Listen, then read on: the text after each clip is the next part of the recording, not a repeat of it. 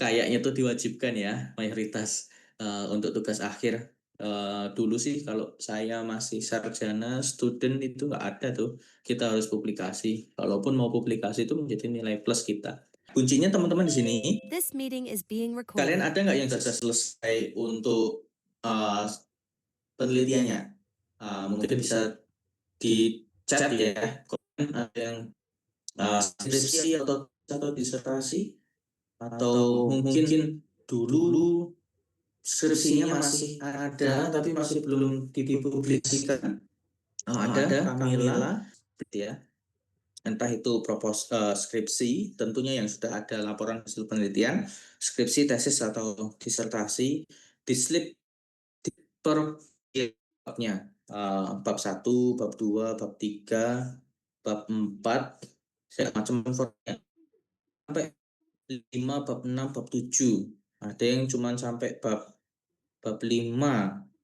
Jadi ada beberapa yang dipisah hasil dan pembahasan atau dengan kesimpulan ya, nanti tolong disiapkan karena nanti kita akan men-prompting itu per chapter ya, per chapter, karena nanti promptingnya per chapter sehingga disiapkan wordnya dipisah-pisah, even referensinya pun juga referensi itu juga dipisah, karena itu nanti yang akan kita coba perintahkan AI untuk membantu dalam proses pengaturan penulisan.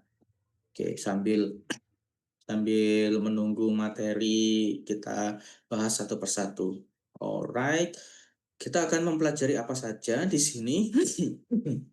Yaitu yang pertama, mengubah disertasi atau laporan riset menjadi artikel. Kemudian juga kita akan bahas cara memilih jurnal, sinta atau skopus yang sesuai dengan skop artikel, cara menyesuaikan naskah dengan template dan gaya jurnal, cara memahami alur submission, revisi reviewer, dan juga menghindari jurnal predator. Jadi banyak sekali yang akan kita temukan ketika kita ingin menghantar laporan hasil penelitian kita itu ke publikasi. Nah, sebenarnya apa sih Pak? Kenapa kok kita harus mempublikasikan artikel kita, hasil penelitian kita? Yaitu kita harus bisa memberikan suatu eksistensi bahwa kita itu ada. Nah, jadi teman-teman sekarang itu zamannya digitalisasi, orang mengenal kita itu mudah sekali dengan memberikan nama di Google itu sudah kelihatan, dan ketika kita memiliki track record itulah menjadi nilai plus kalian.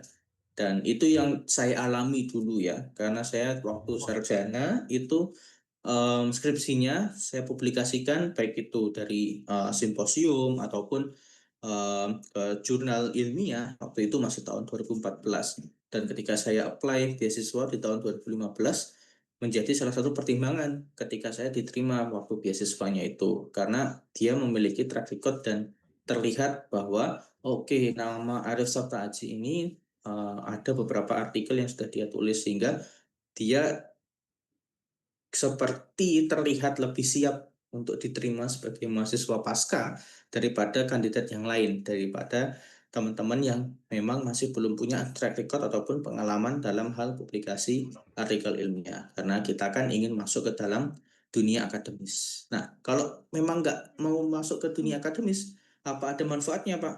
Ada, karena kita di situ belajar untuk menulis sistematis, secara saintifik atau ilmiah, dan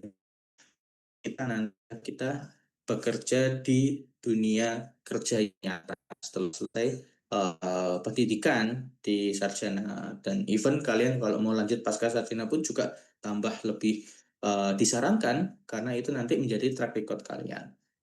Oke, masuk ke materi. AI sebagai asisten menulis. AI itu ampuh tetapi memiliki kompleksitas etis. Jadi saya tekankan lagi masalah etikal di sini. Jadi kalian kan menganggap gampang gitu kan, menganggap remeh, itu akan mempengaruhi integritas teman-teman semuanya, sehingga hal inilah yang nanti akan menjadi sesuatu hal yang langka, bagaimana kita bisa menjaga integriti kita dan juga menjamin dan kita bertanggung jawab terhadap apa yang sudah kita lakukan. Nah, mudah sekali kalau misalkan kita nggak ada pun kita bisa melakukan fabrikasi data sebenarnya. Mungkin teman-teman banyak yang sudah tahu ya, kemarin ada masalah Rafli pasti apa ya namanya ya, yang dia pergi conference beberapa negara, tapi ternyata dia hanya menggunakan data-data fabrikasi. Ya, itu pun sangat tidak etis ya.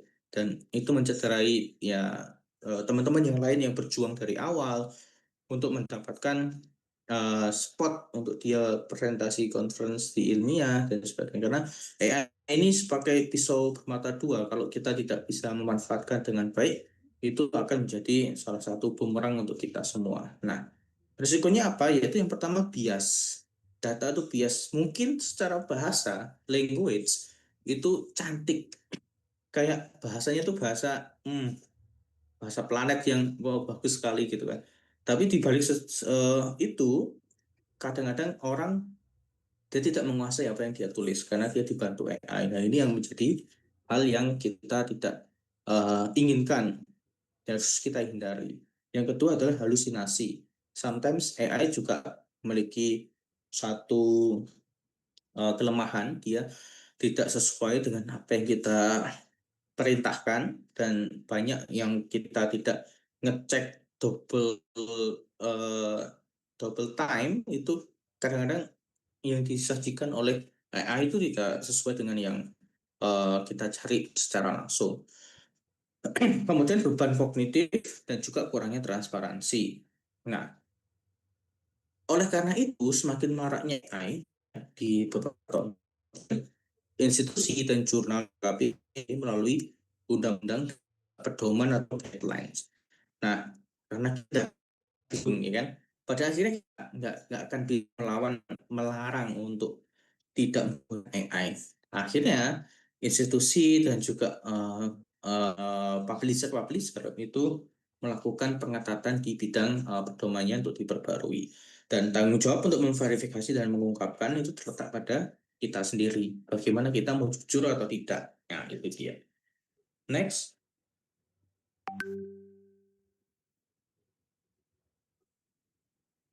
Next. Ya, ini adalah perbedaan ya antara laporan penelitian dan juga artikel jurnal. Kalau laporan penelitian, kita dokumentasi seluruh proses penelitian. Jadi in detail kita presentasi di dalam laporan tersebut. Kemudian kalau di artikel jurnal hanya mengkomunikasikan kontribusi utama. Nah, kontribusi utama ini yang harus kita tonjolkan untuk kita tulis ulang dan kita laporkan, kita publikasi. Kemudian di laporan penelitian kita akan di guidance sama pembimbing, penguji, institusi. Namun ketika kita di jurnal itu kita nggak ada lagi pembimbing, penguji atau institusi yang meminta kita untuk menyesuaikan naskah. Yang ada adalah adanya editor jurnal, reviewer, dan juga komunitas ilmiah kita. Kalau laporan penelitian dia luas dan komprehensif. Kalau artikel fokus pada satu masalah utama. Kemudian kajian teorinya panjang dan bersifat pembelajaran. Kalau artikel dia selektif untuk membangun masalah dan gap. Jadi tidak harus semua yang ada di laporan penelitian itu kita tulis menjadi sebuah artikel. Kalau penelitian itu rinci detail, artikel dia ringkas dapat direplikasi. Semua output disajikan, kalau artikel jurnal hanya hasil menjawab tujuan. Kemudian pembahasan bersifat deskriptif, kalau artikel dia analitis, kritis, dan juga berorientasi kontribusi. Laporan penelitian puluhan ataupun bahkan ratusan halaman tebal gitu. Kalau artikel jurnal itu ada batas katanya, dan itu biasanya hanya berjumlah maksimal ya beberapa lembar, belasan lembar, ataupun kalau memang cukup complicated bahasanya bisa sampai puluhan lembar. Dan kadang kalau kita terlalu banyak page-nya, kita diminta membayar lebih ekstra karena biasanya setiap jurnal itu memiliki batas maksimal halaman atau katanya. Nah, sehingga artikel itu bukan skripsi, tesis, atau disertasi yang dipendekkan, tapi melainkan buku yang dibangun dari temuan penelitian dengan satu pesan ilmiah utama. Nah, dari sekian banyak pesan ilmiah, kita pilih salah satu, kita buat, kita tulis jadi dalam bentuk artikel ilmiah. Nah, tentukan satu pesan yang utama. Ini ada judul ya. Hubungan pola makan, status gizi, aktivitas fisik, riwayat keluarga, pada orang dewasa. Kan banyak, namun kita harus membahas seluruh bentuk yang dipilih adalah dari hasil kemarin kita praktek ya. Pola makan tinggi tetap berhubungan dengan tekanan darah sistolik setelah usia, indeks massa tubuh, konsumsi buah sayur, dan aktivitas fisik diperhitungkan. Kira-kira apa satu pesan yang kita lakukan? Nah, dari situ kita bisa pilih salah satu dan kita pilih itu sebagai judul yang lebih fokus. Contohnya, kalau dalam bahasa Inggrisnya, High Sodium Dietary Patterns and Blood Pressure Among Adults, cross-sectional study. Biasanya kalau kita nulis artikel, itu kadang-kadang kita harus menulis metode ataupun desain penelitian kita di dalam judul. Apakah dia cross-sectional, case control, atau randomized control. Ini menjadi satu judul artikel yang lebih fokus dan kita fokus pada satu pesan ilmiah. Manual ya. Nah, strateginya adalah satu studi ada beberapa artikel. Jadi teman-teman, satu skripsi, tesis atau disertasi itu dapat menghasilkan lebih dari satu setiap memiliki pertanyaan penelitian, analisis yang berbeda. Nah, dari contoh penelitian hipertensi tadi, kemungkinan artikel dapat dibagi menjadi beberapa judul. Nah, mungkin ada yang bisa membantu saya nih, kira-kira apa judul yang bisa kita tulis menjadi beberapa artikel. Kalau kita lihat, utamanya adalah pola makan yang tinggi natrium itu berhubungan terhadap tekanan darah pada orang dewasa. Nah, kira-kira apakah hanya itu saja yang bisa kita buatkan menjadi satu artikel? Mungkin bisa dicek di kolom komentar usulan-usulannya.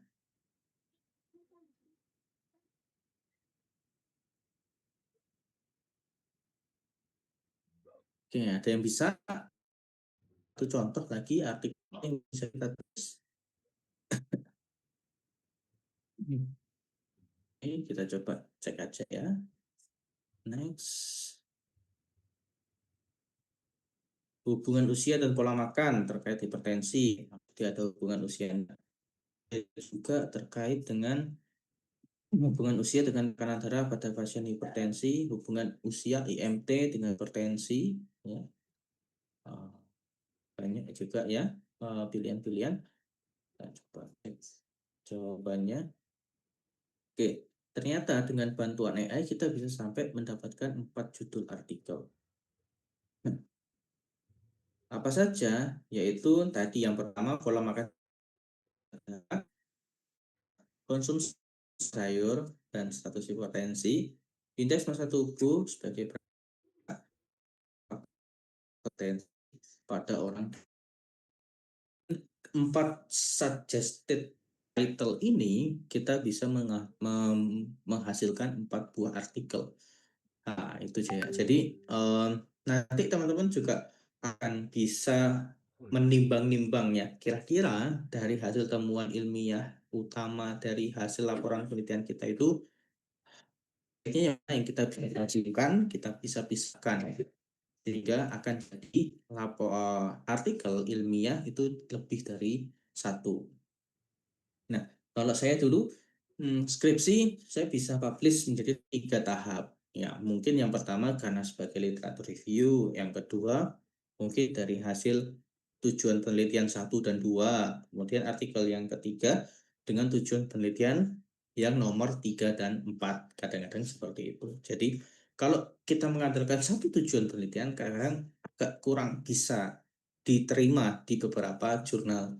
Karena beberapa jurnal memiliki ekspektasi yang berbeda-beda juga. Nah, kalau kita coba di Sinta 5 tentu berbeda dengan kalau kita mencoba di Sinta 1 atau Sinta 2. Nah, jadi tergantung pilihan dari rekan-rekan sekalian mau memberikan uji coba untuk submission di jurnal yang levelnya itu yang seperti apa.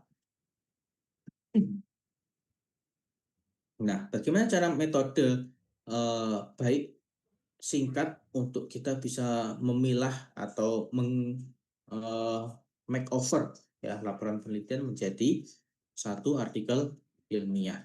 Tadi ada empat pilihan yang jadi satu laporan penelitian itu kita ada beberapa artikel opsional yang bisa kita tulis. Nah, contohnya eh, kita sebut adalah pilih utama. Kalian akan menggunakan common sense seorang peneliti mahasiswa ketika dihadapkan meneliti salah hasilnya dapat akan bisa mensimpulkan bagaimana temuan dari yang sudah kita lakukan. Kita trial, kita temuan kita pilihlah temuan utama tersebut.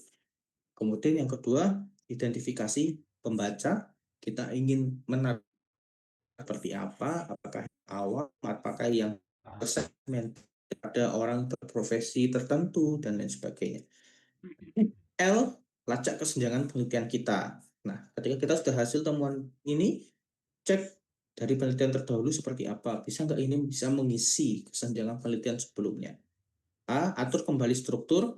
Setelah kita temukan, kita dapat outline-nya, kita mengatur kembali struktur penulisan artikel yang sangat berbeda dengan laporan penelitian tersebut. Sehingga laporan penelitian yang metodenya rinci, hasil semua output dilaporkan, kemudian tadi beberapa syarat yang sudah saya jelaskan sebelumnya, itu harus kita ubah menjadi suatu artikel ilmiah yang lebih ringkas, fokus pada temuan utamanya, dan juga dengan batasan jumlah halaman yang tidak banyak seperti kita menulis laporan penelitian. Kemudian hanya hilangkan materi yang tidak relevan. Jadi kalau ada materi yang tidak bisa mendukung untuk menjawab rumusan masalah dan juga membuktikan tujuan penelitian, maka tidak perlu kita ikutkan. Masuk ke pertama bagian ya, yaitu pendahuluan. Bagian pertama kita harus make it concise, kita harus ringkas pendahuluan tersebut.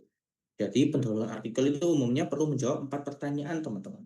Dan biasanya 4 pertanyaan ini akan kita tuliskan ke dalam kurang lebih 4 paragraf saja maksimal. Kalau membuat pendahuluan kalau gitu kita menjadi ringkas, ringkasnya itu adalah daging informasi yang penting-penting ada di situ ya. Jadi apa yang harus untuk menulis pendahulu ya, kita bisa checklist apakah di dalam tulisan pendahuluan kita itu sudah menjawab pertanyaannya atau belum. Yaitu yang pertama, apa masalah ilmiah atau praktis yang penting. Nah, kita cek apa yang penting gitu kan, praktisnya seperti apa. Yang kedua, apa yang sudah diketahui.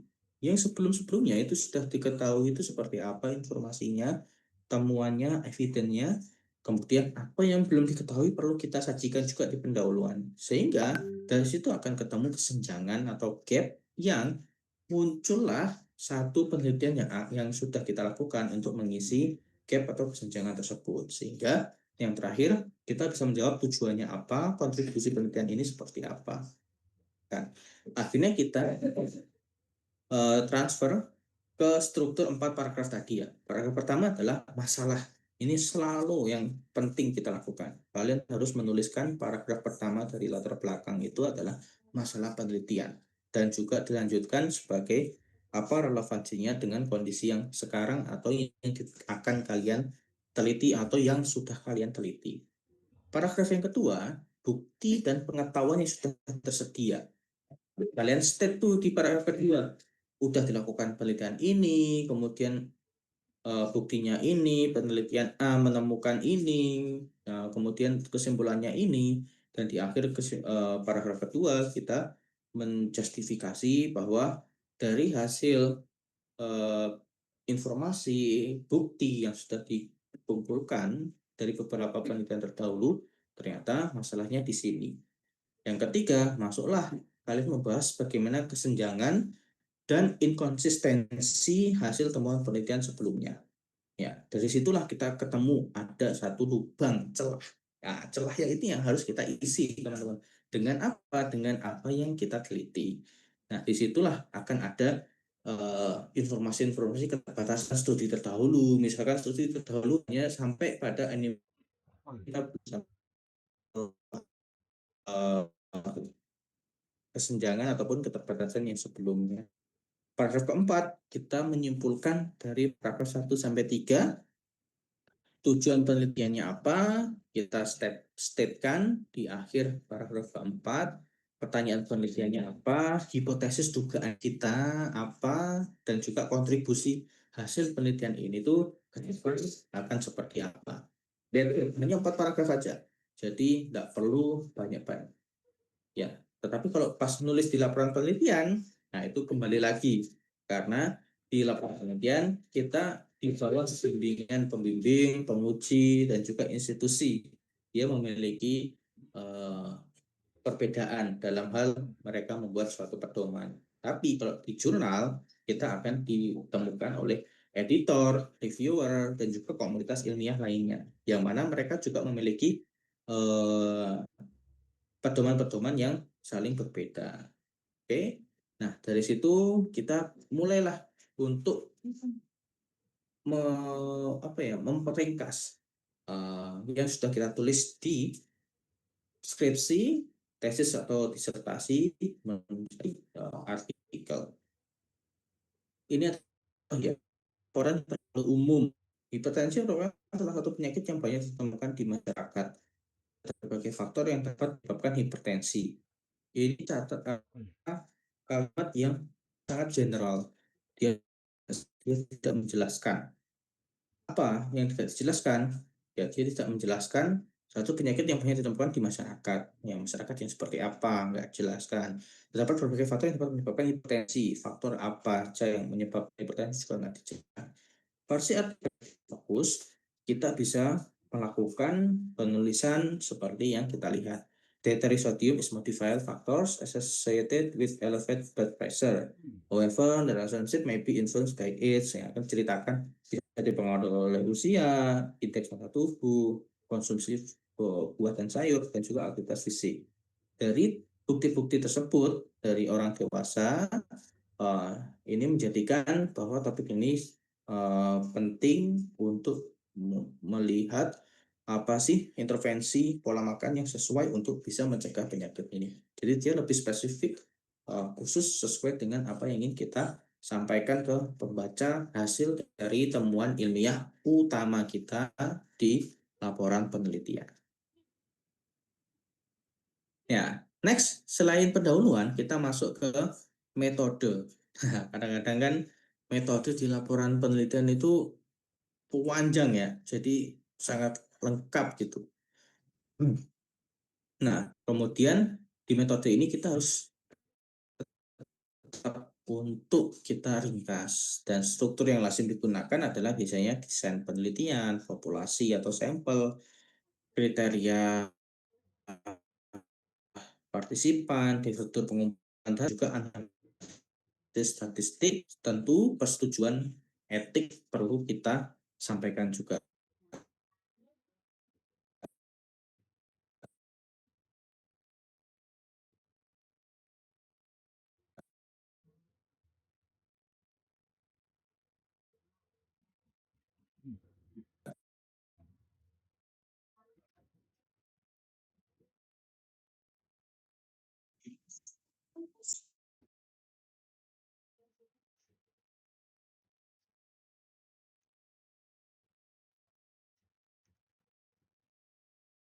Kalau di laporan penelitian kita detail, tapi di artikel kita cukup yang penting saja. Dan ini ya struktur yang lazim yang digunakan. Jadi kita nggak perlu membahas arti harfiah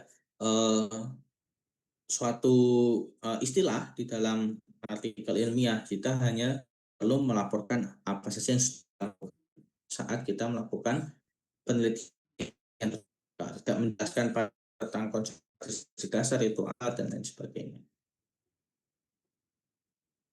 metode ya, ini yang terlalu panjang.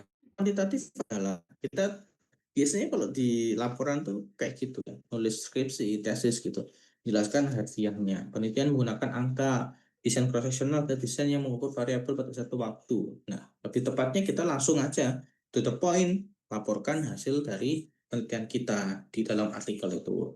Kita melakukan cross sectional study pada beberapa jumlah orang, misalnya 160, usianya rata-rata rentang waktunya 30 sampai 59. Kita mengumpulkan data apa saja, pola makan, karakteristik antropometri, aktivitas fisik, ataupun tekanan darah. Jadi seperti itu, nggak perlu kita menuliskan istilah adalah ini adalah apa, ini adalah apa, itu nggak usah. Next, setelah metode, kita akan melakukan seleksi tabel dan gambar. Kita harus men-screening ya, tabel mana yang perlu kita buat untuk kita tulis di artikel, dan juga gambar apa yang perlu kita tampilkan. Nah, screening tabel yang pertama adalah apakah tabel menjawab tujuan penelitian. Apakah informasi lebih efektif disajikan dalam tabel daripada narasi. Karena kita ada batas maksimal ya halaman, tentu kita harus pintar dalam hal menuliskan sesuatu itu dengan tidak terlalu banyak teks. Jika itu sudah kita rasa bisa dijelaskan dalam bentuk tabel atau gambar, ya sudah kita tulis dalam bentuk tabel ataupun gambar. Apakah tabel menduplikasi gambar atau paragraf? Harusnya tidak boleh. Apakah semua variabel dalam tabel telah dibahas, atau apakah tabel dapat dipahami tanpa membaca seluruh naskah? Ya, itu screening tabel. Contoh seleksinya adalah akhirnya kita hanya bisa melaporkan di artikel ilmiah itu terkait karakteristik responden, hasil korelasi, regresi multivariat, hasil uji beta, dan juga hubungan kategori pola makan dengan hipertensi. Jadi ya itu akhirnya kita seleksi, tidak semua tabel kita masukkan yang memiliki temuan ilmiah utama. Oke, setelah itu kita masuk ke menulis hasil dan pembahasan. Nah, bagian hasil itu menjawab apa yang ditemukan. Kita sudah melakukan trial, research, yang ditemukan apa? Ya, itulah yang kita tulis. Jadi, kita menulis ya apa yang kita lakukan, dan kita melakukan apa yang kita tulis. Nah, apa yang ditulis, isinya apa saja, kemudian untuk pembahasan menjawab arti dari temuan tersebut. Nah, temuan artinya apa, mengapa itu terjadi, dan apa kontribusinya terhadap komunitas ilmiah lainnya, atau terhadap dampak variabel yang kita teliti. Apa Pak polanya? Ini ada polanya. Pola hasil kita ada arah-arahannya, yaitu pertama temuannya apa, kita sajikan angka utamanya apa, arahnya, signifikansinya atau tidak, dan kita jangan lupa menuliskan rujukan tabel. Kadang-kadang ketika kita menulis tabel di dalam satu artikel, kita perlu men-state tabel itu di dalam naskah juga. Sehingga ketika pembaca membaca naskah, dia langsung tertuju, oh yang dibaca ini menunjukkan data dari tabel berapa. Kayak gitu. Nah, untuk pembahasan, polanya adalah seperti ini. Temuannya apa? Temuan itu memiliki makna seperti apa? Mekanismenya apa? Kemudian perbandingan dengan penelitian terdahulu seperti apa? Kontribusi hasilnya bagaimana? Implikasinya seperti apa, dan terakhir adalah batas klaim dari penelitian kita. Kita tentu saja ada keterbatasan-keterbatasan yang harus kita sampaikan. Nah, di paragraf yang ada di bawah ini, the positive association between variable A dan B itu mendukung evidence bahwa ternyata kebiasaan kita memakan makanan berpengawet dengan ada tinggi garamnya itu ternyata relevan dalam pengaturan tekanan darah dalam tubuh. Sehingga hubungannya setelah kita mengkoreksi terhadap berbagai macam faktor apa namanya pencetusnya. Salah satunya adalah dari usia, IMT, ataupun konsumsi buah dan sayur atau aktivitas fisik. Nah, itu salah satu paragraf yang pembahasan.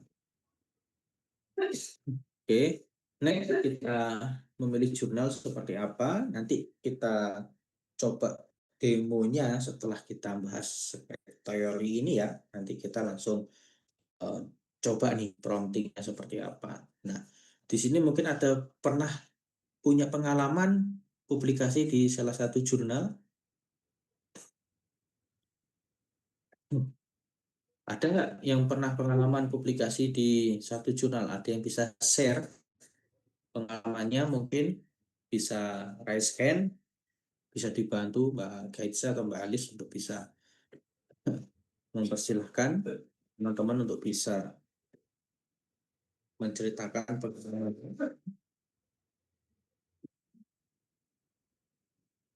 Oke, pernah itu tadi Pak Ardi sudah ya. Coba ini Mbak Ririn, Ririn Andriani bisa menceritakan Mbak Ririn,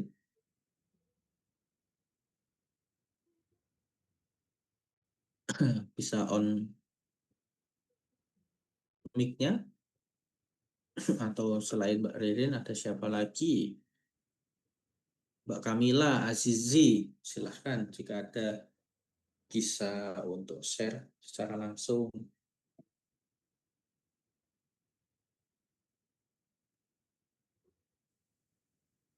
Halo Kakak Mila, boleh mungkin untuk share dan on mic?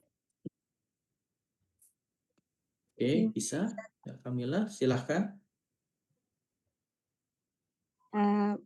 Pertama publikasinya ya Pak ya. Bagaimana yang pernah dilakukan? Ya itu pertama publikasi saat semester 1 karena memang ada mata kuliah yang mewajibkan harus publish jurnal. Itu tesis atau skripsi? Waktu tesis.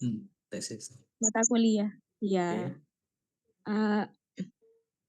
Saat itu pertama yang diarahkan oleh dosen saya, cara untuk mencari jurnalnya harus mencari jurnal yang skupnya sama dengan artikel yang saya jadikan penelitian begitu, Pak.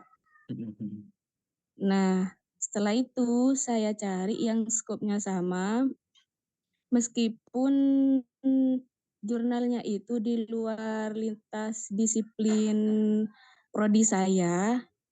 Prodinya apa, Mbak Kamila? Saya PAI. Oke. Kebetulan saya PAI. Waktu itu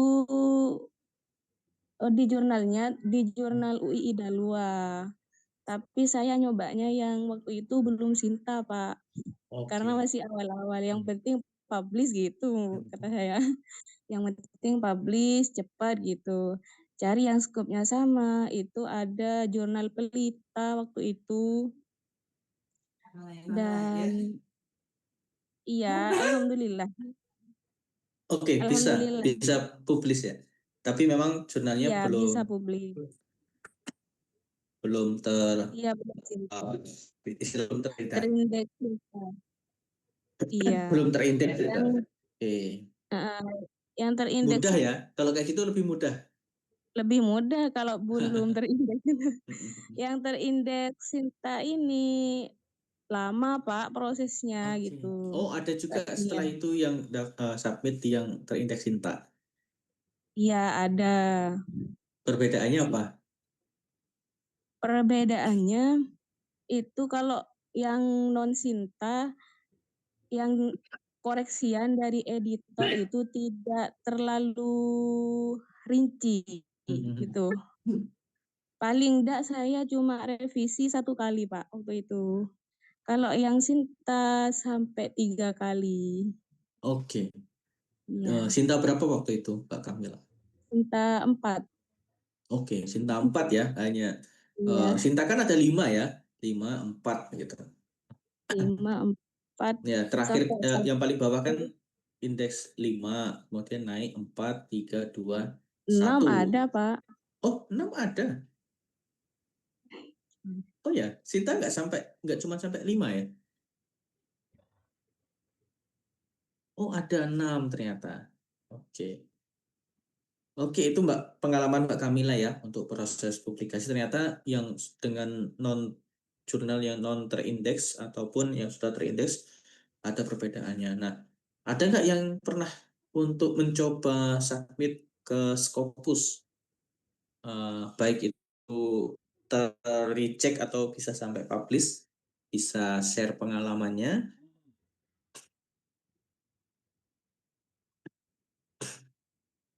Ya, silahkan nih, siapa yang bisa share? Mm-mm. Jadi kebanyakan kalau di Sinta memang di Scopus. Bahkan ada beberapa percobaan yang dilakukan yang selalu menjadi kendala adalah dalam formatnya. Oke. Yang pertama, yang kedua adalah terkait dengan siapa yang menjadi kolaborasi kita dalam submit artikel itu. Oke. Mungkin dari Pak Arif nanti bisa memberikan tanggapan. Kalau misalnya saya submit pada saat itu hanya teman-teman dosen biasa yang dia belum pernah publish di Scopus, itu agak sulit bisa nembus. Tapi apabila kita masukkan dalam submit itu, kita tuliskan dosen kolaborasinya atau tim dalam penulisan artikel itu dosen yang sudah pernah atau penulis yang sudah pernah publish di Scopus, bahkan dia sebagai reviewer Scopus, itu akan lebih mudah diterima oleh Scopus. Tapi nanti tolong diberikan tanggapan ya. Oke. Nah, kemudian yang ketiga adalah nilai atau biaya yang dikeluarkan pada saat kita mau publish. Itu kadang-kadang ya cukup berat sehingga itu berdampak pada motivasi atau keinginan dari publisher ya untuk dia mempublish. Kemudian yang selalu menjadi kendala adalah masalah waktu. Mungkin kalau kebetulan saya S3-nya disertasinya membuat variabel baru.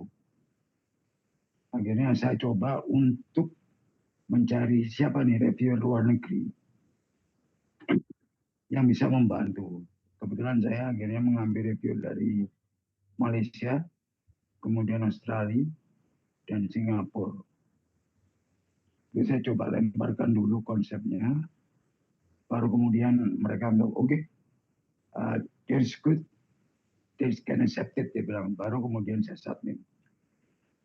Karena saya membuat variabel baru, mungkin nanti bisa dilihat yaitu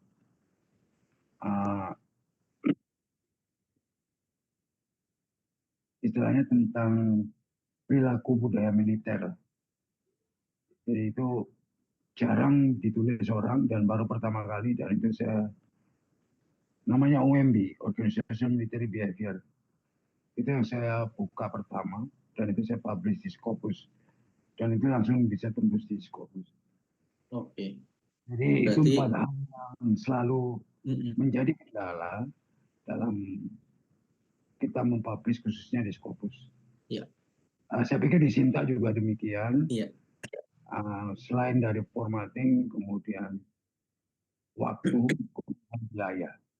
Tapi kalau Baik. masalah kolaborasi, siapa yang kita masukkan pada saat submit untuk publish itu tidak begitu berdampak. Mungkin itu yang bisa saya sharingkan untuk kesempatan malam hari ini. Terima kasih Pak Arif. Ya. Ya, terima kasih banyak Pak Ferdinand ya.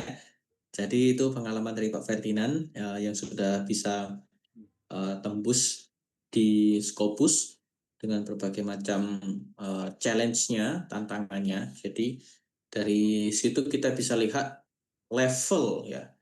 Tapi ada nggak di sini spill jurnal in the Scopus yang free apa aja?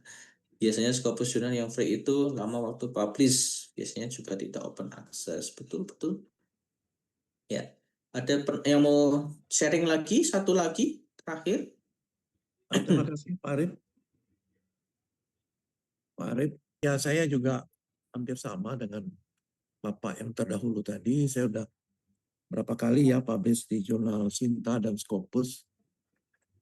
Cuma masalahnya pada Scopus ini kadang-kadang dia punya author guideline itu apa ya?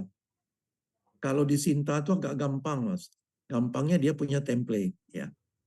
Tapi kalau di jurnal Scopus ya cuman redaksi aja kata-kata begitu ya. Jadi terpaksa kita melihat jurnal yang sudah publish.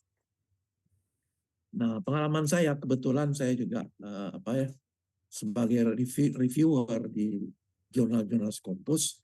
Jadi kalau mereka mengajak saya, meminta saya, mengundang saya untuk mereview 2-3 kali, nah kemudian keempat saya masukkan naskah penelitian saya yang sudah berupa manuskrip ke jurnal itu. Memang betul agak dipermudah lah, tetapi mereka tetap ketat dalam aturan main, ya.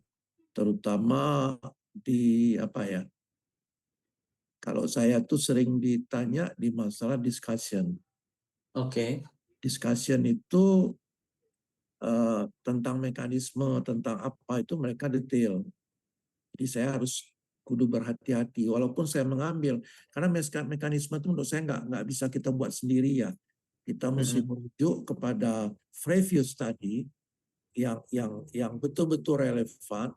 Kita bisa pakai itu dengan model yang sama.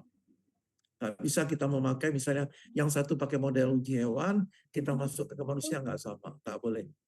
Kepada manusia pun juga begitu, harus sama rentan umurnya, speknya harus sama.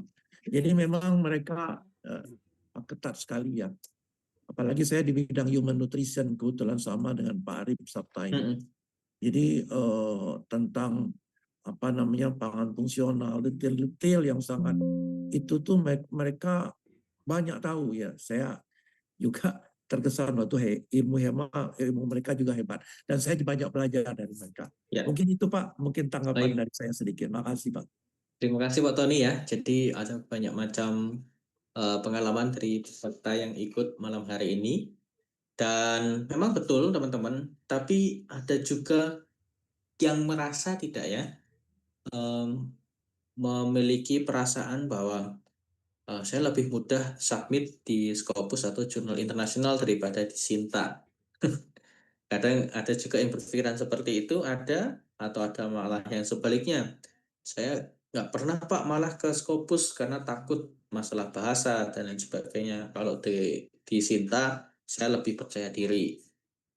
Ya, tetapi secara personal point of view saya, kadang-kadang itu saya lebih suka untuk submit itu di Scopus atau jurnal terindeks internasional, karena mereka tersistematis dan meskipun kita di reject atau ditolak, kita dikasih tahu immediately gitu. Beda dengan di Sinta ya, saya juga tidak mendiskreditkan jurnal-jurnal Sinta, tapi mayoritas mereka itu nggak jelas.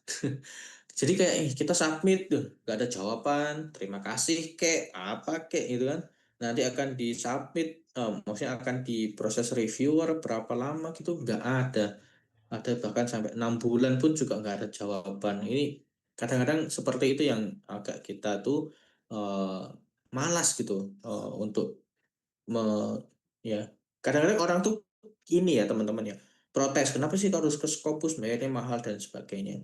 Tapi kalau kita balik dengan kita harus ke Sinta nasional gitu, tapi ya mereka aja juga nggak semuanya bisa ini seperti layanan yang ada di Scopus gitu. Ya itu sih, jadi memang itu pilihan ya teman-teman. Jadi dalam proses pemilihan itu sangat kita sesuaikan dengan kriteria apa yang ingin kita targetkan. Ya, contoh, saya percaya sih nggak akan semua itu mungkin akan melakukan penulisan artikel ilmiah tanpa ada target. Contohnya nih kalau sedang studi ya targetnya apa ya? Lulus, dapat luaran penelitian. Kalau kita sedang bekerja ya kita untuk mencapai KPI dalam pekerjaan kita. Kemudian kalau ada yang sedang mencari sekolah, ada juga mereka yang untuk memperbaiki portofolio gitu. Ya, jadi pasti akan ada target masing-masing lah secara personal. Entah itu target yang diwajibkan atau yang memang secara sunnah harus kita lakukan.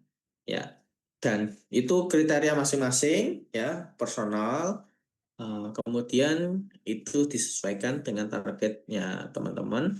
Yang kedua adalah jenis jurnalnya ya, apakah dia open access atau subscriptions. Karena kalau kita open access, itu sometimes jauh lebih mudah. Karena apa? Kita bayar dibandingkan dengan subscription. Kalau subscription itu seleksinya, kompetisinya itu lebih tinggi. Ya. Jadi jurnal-jurnal yang membuka subscriptions itu memiliki waktu tunggu itu biasanya rata-rata lebih lama atau medianya lebih lama daripada yang open access. Nah, kemudian yang ketiga, evaluasi daftar pustaka reference kita. Kalau kalian menggunakan reference terlalu banyak nasional jurnal yang nggak dimengerti orang-orang, yang masih dipertanyakan untuk komunitas internasional, nah itu juga menjadi salah satu. Ya, daftar pustaka yang kita pilih, ya itu harus bisa mendukung dari luaran yang kita dapatkan. Ya. Kemudian database-nya dari mana? PubMed kah? Google Scholar? Ya, kemudian kita bisa memanfaatkan journal finders ya, rekan-rekan semua.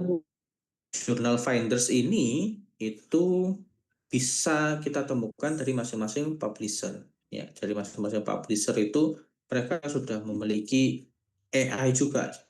Dengan adanya AI itu memudahkan kita ya, baik dari Wiley, Elsevier, NPI, Springer, dan Francis itu memiliki jurnal vendor masing-masing dan kita bisa lebih mudah untuk mencari yang sesuai dengan apa yang kita lakukan di penelitian tersebut, dan kita juga bisa meminta untuk apakah open access ataupun subscriptions. Berarti yang paling utama adalah kita harus memahami betul petunjuk penulisan jurnal ya, kemudian evaluasi proses review ya, waktu dan juga acceptance rate. Kita harus cari tahu, dari situ kita bisa tahu dan kita bisa mengelola lah ekspektasi kita. Kemudian review artikel-artikel terkini pada jurnal yang dituju. Pastikan terdapat artikel yang berhubungan dengan judul. Jadi sebelum kita menulis, kita pelajari dulu artikel-artikel yang sudah dipublikasikan di jurnal yang kita targetkan itu. Sehingga kita bisa memahami bagaimana gaya penulisannya dan sebagainya. Jadi menggunakan ATM lah, amati, tiru, modifikasi, seperti itu. Oke, kita lanjutkan ya. Untuk memilih jurnal, ini ya, hati-hati dengan jurnal predator. Tidak semua jurnal di Scopus masih aktif terindeks. Ini kadang-kadang teman-teman biasanya terlena ya, asal ada di SIMABU gitu, tapi kita nggak bisa mengklaim itu Scopus karena ternyata dia hanya di Scopus sampai tahun 2025 misalkan. Sehingga kita ke-publish di 2026, maka tidak terindeks Scopus. Kemudian temukan website jurnal dari Scopus, bagian besar jurnal ada yang gratis, tinggal kita bagaimana mengulik, mengeksplor, dan eksplorasi opsi jurnal melalui pencarian mendetail dari database Scopus tersebut. Ini adalah teknik 5 article test. Ya, sebelum memilih jurnal, baca sedikitnya 5 artikel terbaru yang paling relevan dengan apa yang kalian tulis di target jurnal tersebut.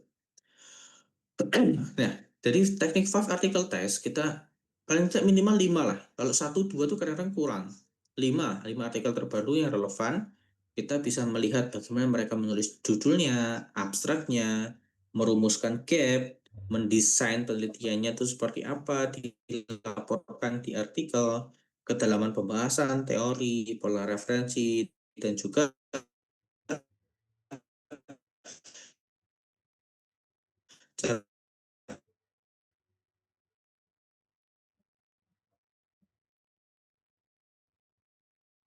teks ya, ada banyak, ada cover letter, itu diminta ya. Dengan adanya AI pun juga kita bisa lebih mudah dibantu dalam melakukan generate graphical abstract, title page untuk memproses double blind review atau conclusion dan lain sebagainya. Itu pun juga kita harus bisa sesuaikan, dan ini semuanya bisa dibantu dengan asisten AI. Nah, ini adalah menyesuaikan naskah dengan template dan gaya jurnal yang dituju. Itu ada 4 lapisan, teman-teman. Ada lapisan 1 itu substansinya, apakah masalah novelty, metode, dan pembahasan sesuai. Lapisan kedua strukturnya, mengikuti urutan yang bagian diwajibkan. Karena satu ketika kita nggak sesuai struktur, kita langsung di-reject. Lapisan 3 gaya bahasa, apakah bahasa istilah panjang paragraf, penyajian tabel sesuai. Lapisan keempat adalah teknis, margin font dan sebagainya. Naskah hanya menyalin teks ke dalam template itu belum tentu siap disubmit. Jadi kita harus melakukan kita harus jahit lagi ya. Kita harus benahi lagi supaya bisa menjadi lebih bagus lagi artikel tersebut. Apa saja yang harus kita baca? Dokumen yang harus kita baca adalah sebelum mengubah format, kita harus buka dulu M-scope dari jurnal tersebut, panduan penulisan, template-nya seperti apa, bla bla bla bla. Dapat memiliki kebijakan yang berbeda meskipun diterbitkan oleh penerbit yang sama. Misalkan MTPI, jurnalnya banyak gitu, atau Taylor and Francis atau Springer, tapi masing-masing jurnal itu berbeda kebijakan. Nah, ini adalah audit template juga ya. Kita bisa cek mandiri bagaimana judulnya. Biasanya kondisi naskah kita itu harus menyesuaikan. Nah, kalau misalkan maksimal 15 kata, kita 18 harus dipadatkan. Abstraknya 230 ya. Kalau bisa kita harus maksimalkan dengan 250 kata. Jadi kita bisa tambahkan kata kunci, misalkan 5-7 kita hanya 4, jadi kita harus tambahkan. Pendahuluan, kita nulisnya tanpa subheading di jurnalnya, tapi kita kondisi naskah kita ada subheadingnya, jadi harus dihapus. Metode, wajib etiknya ditulis. Kondisi naskah sudah tersedia, berarti dipertahankan. Tabel, maksimal 5, kita punya 7, berarti harus ada salah satu tabel yang di-merge. Kemudian referensinya kita hanya harusnya, maka harus dikonversi. Filenya juga penamaannya. Bentukan jurnalnya harus masuk diisi namanya, tapi kondisi naskah masih ditulis nama filenya, nama penulis. Nah, itu harus diubah, nggak boleh karena kita akan double blind. Jadi harus dianonimkan. Nah, inilah audit template secara ringkas kita bisa gunakan. Kemudian menyesuaikan judul dan abstrak ya. Judul perlu mencerminkan variabel utama, luaran, populasi, ya, desain jika relevan, dan tanpa klaim kausal yang melampaui metode. Nah, ini contoh yang tidak tepat ya. The effect of high sodium diet on hypertension. Masalahnya, penelitian cross-seksional tidak menguji efek. Nah, contoh tepatnya seperti ini. Kita gunakan nama association yang merupakan judulnya. Jadi, abstrak harus representasi mandiri artikel, angka pada abstrak wajib dengan tabel dan kesimpulan. Next, proses review ya. Jadi proses review itu seperti halnya kita melakukan pengadilan sains. Jadi science court ini kan ada editor reviewer, dia mencari setiap celah kecacatan dari artikel kita. Tapi di satu sisi peneliti dia menuliskan wah yang bagus-bagus, the new discovery. Dia mengklaim ada novelty, kontribusinya signifikan dan sebagainya. Nah, itu salah satu bagian yang epic ya dalam proses mempublikasi artikel. Next, jenis komentar, respon dan strategi revisi ya. Jadi biasanya komentar bahasa tipu gitu kan, ya kalian nggak boleh arogan gitu ya. Kita harus mengakui kalau oke ada ini strateginya kita perbaiki. Novelty misalkan kebaruan, akui kurang jelas dalam menjelaskan misalkan. Setelah direvisinya tulis ulang dengan bahasa yang lebih bagus. Kemudian ada kesalahan detail teknis, ya kita harus mengakui terus kita perbaiki. Kekurangan data kita akui dan kita bisa tambahkan data jika diperlukan, referensi dan juga justifikasi bahwa penambahan data tidak berubah karena argumen penelitiannya tetap sama. Misalkan seperti itu. Dan tangani komentar mayor terlebih dahulu daripada minor issues. Karena komentar mayor itu biasanya itu akan merombak seluruh tulisan kita. Kalau yang minor-minor issue itu tidak terlalu signifikan. Nah, baru kemudian pastikan konsistensi seluruh naskah dan seringkali merevisi lebih lama daripada menulis. Kadang-kadang seperti itu. Karena merevisi itu kita melakukan rebuttal ya, sanggahan terhadap judgement dari reviewer tersebut. Ya, ini adalah persiapan revisi dokumen ya, bahan awal, manuskrip jurnal, komentar, produknya ya, manuskrip revisi yang clean dan juga mark, menggunakan track change, respon terhadap editor dan reviewer, cover letter, dan lain-lain yang bisa diminta. Ya, biasanya minta supplementary data ya kita siapkan supplementary data. Dan ini proses prompting revisinya itu juga kita bisa lakukan. Bagaimana dari manuskrip draft, komentar reviewer, kita prompting, kita bisa merevisi berdasarkan dari komentar reviewer. Tapi tetap tentu kita harus tidak bisa mengandalkan asisten AI ini untuk men-take over secara keseluruhan apa yang kita kerjakan. Dan sehingga final manuskrip dan respon kita bisa tulis dan kita bisa kirim kembali ke editor jurnal tersebut. Ya, terima kasih. Itu bahasan dari saya.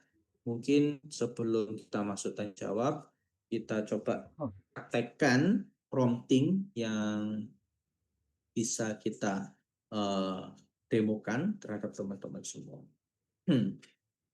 Oke, kita try. Kita ada prompting contohnya adalah prompting makeover laporan penelitian.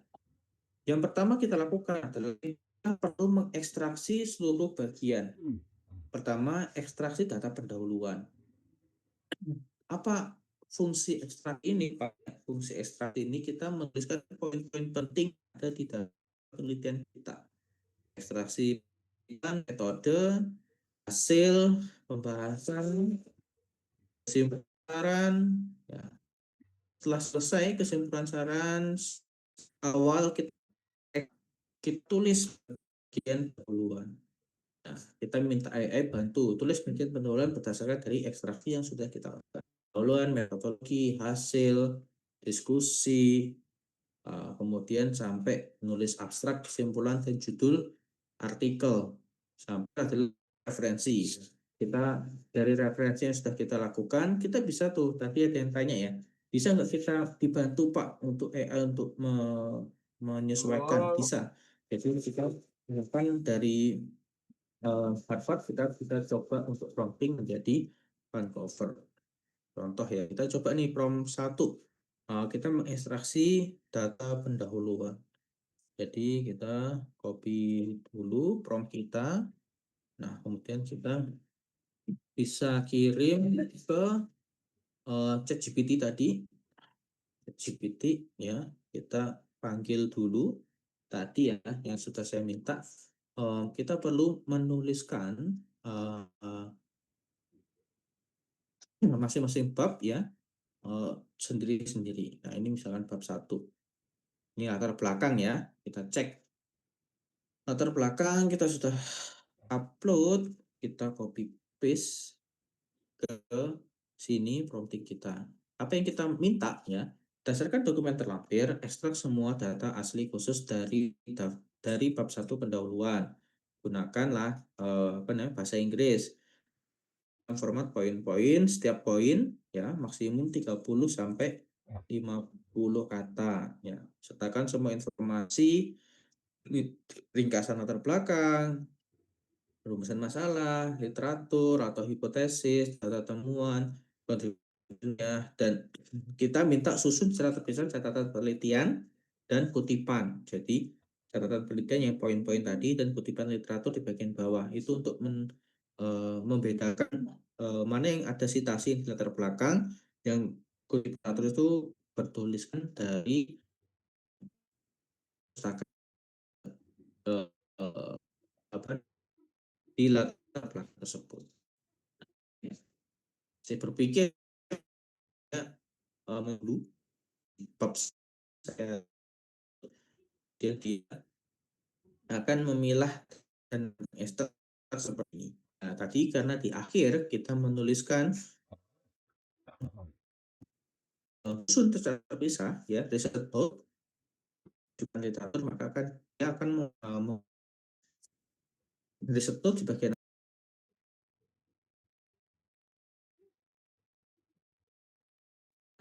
dia sini. 5 dia membahas tentang apa topik, membahas apa Suwarni. Nah, akhirnya setelah kita dapat apa namanya ekstrak dari kita download. Nah, setelah itu kita download ya, kita simpan, kemudian kita bisa cari prompt untuk nomor. Nah, tulis bagian pendahuluan. Nah, copy dulu. Nah, selanjutnya kita ekstrak yang tadi itu kita sudah simpen ya di dalam dokumen Word. Kita tinggal masukkan lagi. Ini hasil ekstrak tadi laporan penelitian, introduction atau pendahuluan, kita open. Nah, kita tinggal copy paste perintahnya untuk asisten AI membantu dalam menuliskan pendahuluan dalam bentuk format artikel. Tulis heading 1 introduction, strukturnya seperti yang tadi, paragraf pertama masalah relevansi, paragraf kedua bukti, ketiga apa, keempat apa yang tadi saya tulis di PowerPoint. Oke, tinggal kita batasi maksimal 1300 kata. Kita kirim perintahnya. Yap, mereka sedang berpikir untuk mencoba menyesuaikan prompting yang kita minta menjadi laporan penelitian pendahuluan version menjadi introduction atau pendahuluan di artikel ilmiah version. Oke, seperti itu teman-teman. Jadi nanti akan bertahap untuk yang fase-fase selanjutnya ya, selain pendahuluan, metode, result, discussion, sampai conclusion dan reference. Itu ya mungkin dari saya. Terima kasih banyak atas perhatiannya. Assalamualaikum warahmatullahi wabarakatuh. Saya kembalikan lagi kepada moderator Mbak Gaitsa dan Mbak Elis. Baik, terima kasih banyak kepada Bapak Dr. Arif Saptaji atas materi yang luar biasa pada malam hari ini. Mari kita berikan virtual applause sekali lagi yang meriah untuk Bapak Arif melalui fitur reaction. Boleh dong teman-teman dan Bapak Ibu semua fitur reactionnya dinyalakan.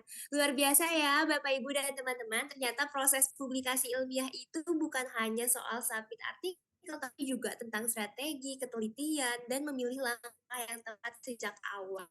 Semoga materi malam ini bisa menjadi bekal bagi Bapak Ibu dan teman-teman yang punya target untuk mempublikasikan penelitian baik di jurnal Sinta maupun Scopus. Nah, sebelum kita ngobrol langsung nih sama Bapak Arif di sesi diskusi dan tanya jawab, seperti biasa